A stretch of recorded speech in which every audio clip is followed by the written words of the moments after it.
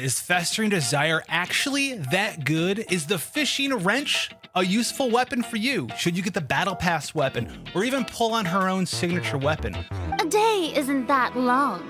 Let's see what kind of case this big shot Outlander can build in such a short amount of time. Attention, are you ready to level up your gaming experience? I'm here to introduce Loot Bar, your new go-to platform recharging Honkai Star Rail shards. Loot Bar offers affordable pricing, saving 20% compared to in-game purchases. For example, get the 6,480 Honkai shard packs times 3 for only $258 on the Loot Bar website, saving nearly $41 thanks to favorable exchange rates. So say goodbye to overpriced in-game purchases as well as taxes. With Loot Bar, you can enjoy safe and secure transactions. Recharging is as easy as providing your own UID as well as server. Experience lightning fast delivery with transactions processed in as little as half an hour. And rest assured, with Loot Bar's trustworthy service offering 7 days of after-sale support and covering the 5% tax. New users even get a 5% off coupon. So don't hesitate and click that link in the description now. And while weapon tier lists are based off of, at least on this channel, the math behind the character, we're gonna make it as easy for you to follow along, so you don't need to know all of the ins and outs of all of the math behind Furina while getting the correct information. The baseline weapon here is going to be 100%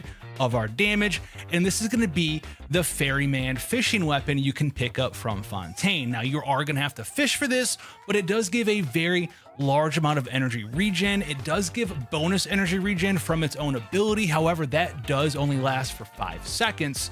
But Furina does need a pretty significant amount of energy even after her buff to her elemental burst, with the cost being reduced to 60. And while you can't make full use of the extra energy regen on the passive of this weapon, it does last for 5 seconds and you can activate it by using Furina's elemental skill.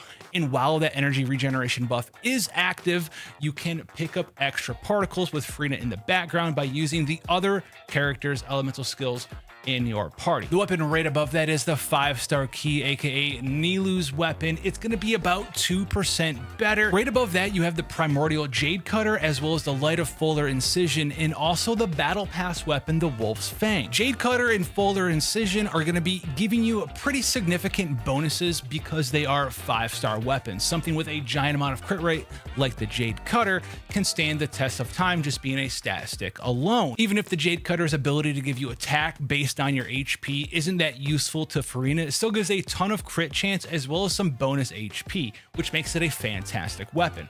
The same thing can also be said for the fuller incision. Now, the wolf fang's an interesting one as well. It is a battle pass weapon, and there has been quite a lot of misinformation going around about this weapon. It has crit rate on it, which is something we like to see for Furina. It also is going to increase the elemental skill and burst damage of Furina on top of that. Where the misinformation for this weapon really comes from is from this ability right here. When an elemental skill hits an opponent, its crit rate will be increased by 2%.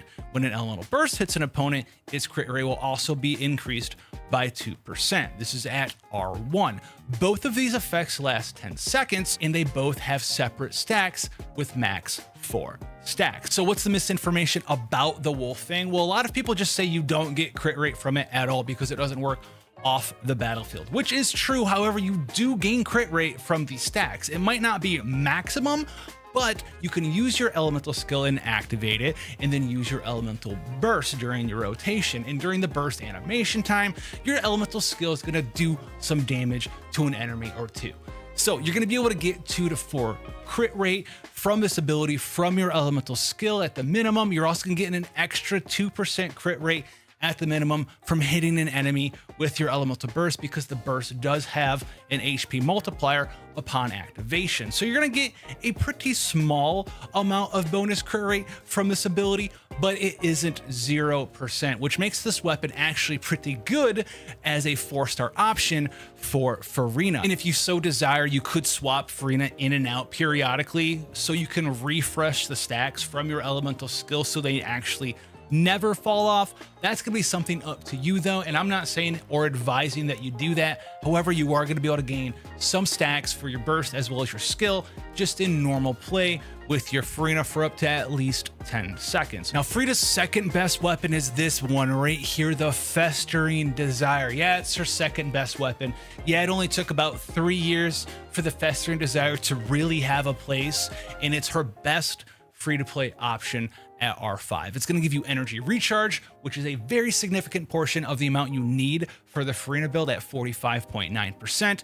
And then it's going to give you elemental skill damage increase of 32%, and then elemental skill crit rate increase by 12%. The skill damage increase and crit rate increase go very well with her kit, especially if you're planning on using an HP percent goblet on your Furina, because there's so many ways to increase at C0 elemental skill or hydro damage or damage percent bonus period from her fanfare stacks, that this is going to work very well in that HP percent goblet build. If you don't have access to Festering Desire, then go ahead and check out some of the ones we just talked about, because I don't think it's coming back. And then the final weapon, with no doubt, it's about 10 to 12% better than the Festering Desire, is her own signature weapon, Splendor of the Still Waters. This can give you everything Furina wants: more damage, more crit damage, more HP. It's going to be buffing up the damage your Furina can do in every way possible. The one downside of this weapon, even though it does perform better than Festering Desire,